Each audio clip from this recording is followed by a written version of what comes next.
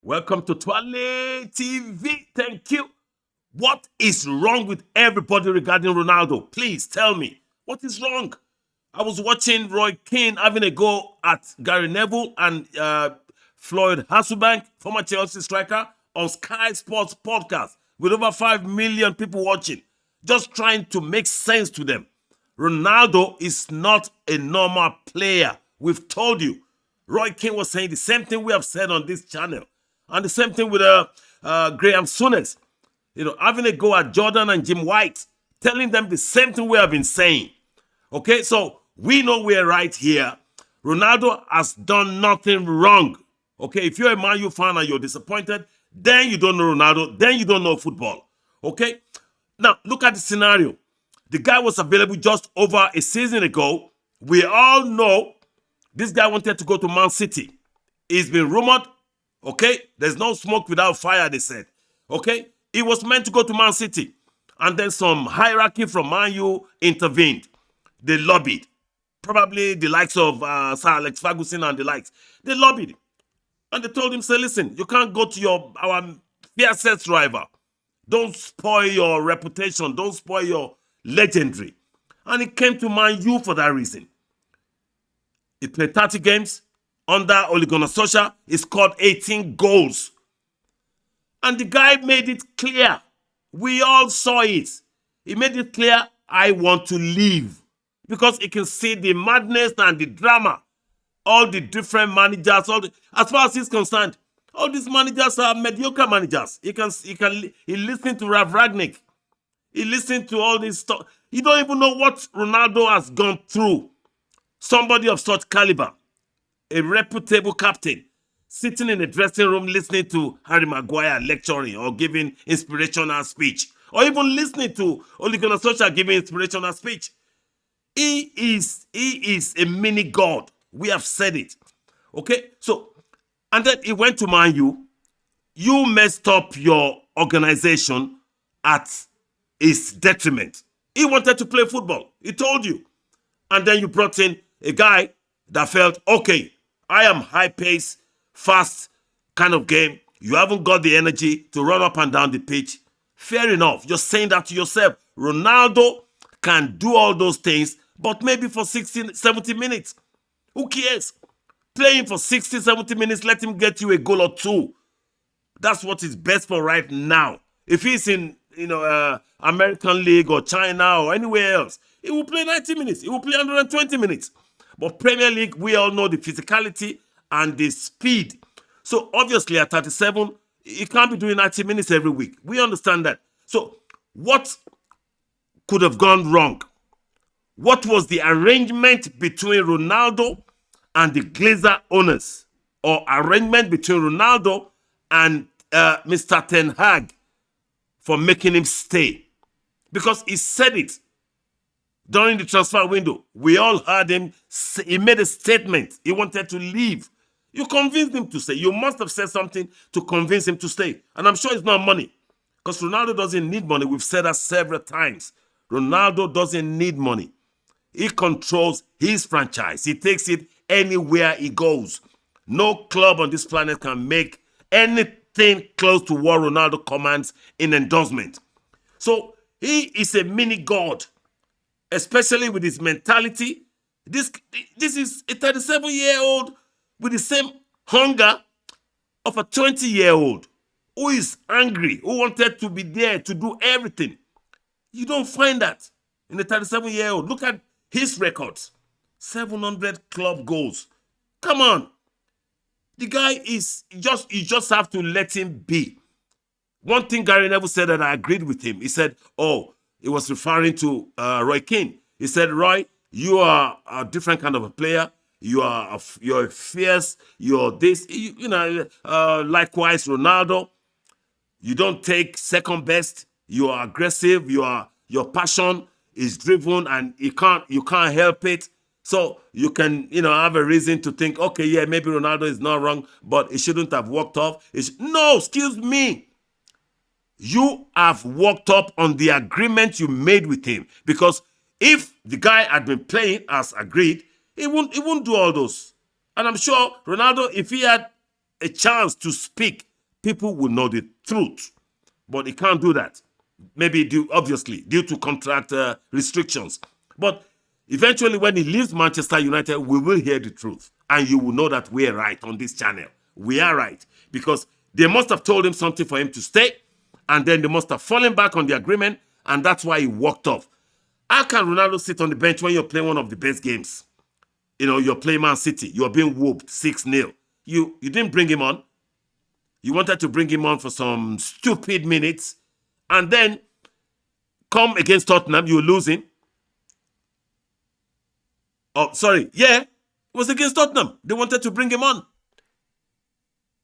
You weren't losing at the time, but how can you bring Ronaldo on for 2 minutes, 5 minutes, just to waste time? No, he's not in for that. And that's why he walked away.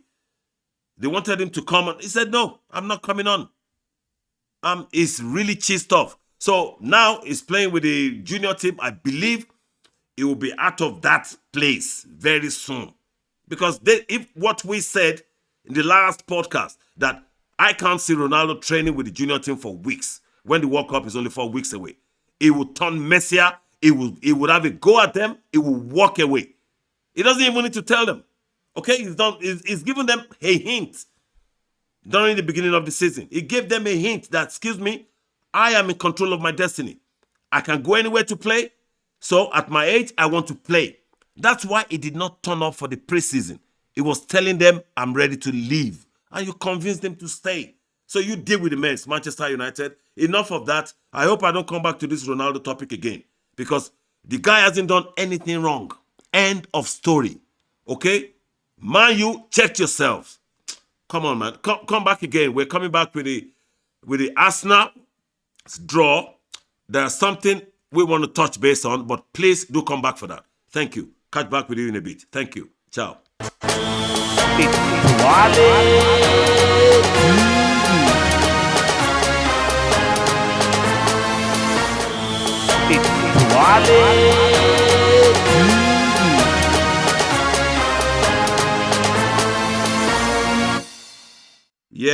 Yes. Listen, Arsenal fans, I beg, make you they jubilate, they dance. Okay? I have a reason and I have a point I want to prove to you very quickly.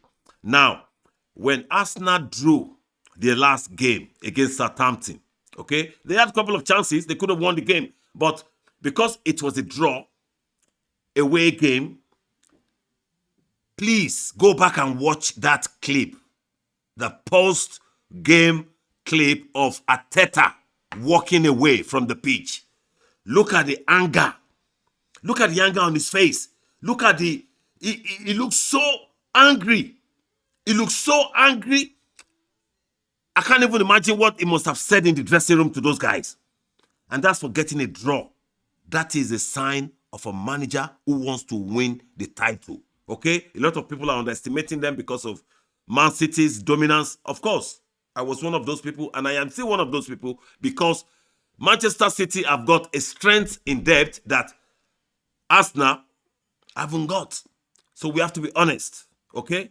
So, but then Leicester City didn't have the strength in depth when they won the league. So you never can tell in football. Okay? So I give Arsenal the chance that they are in the race with Man City. Anything can still happen. It's still a long way from now, either way. But judging by the present situation, Arsenal fans, please jubilate, man. I'm so happy when I saw that reaction on Arteta's face. He's the kind of man, he's trying to prove to you that I'm the kind of manager that will fight. I will go to war if I need to. And he's had a couple of sidelines couples with other managers. You know, you see those things with the Mourinho's, okay? With the Pep Guardiolas, with the youngin clubs, because their passion, that is the drive, and that reflects on the players as well.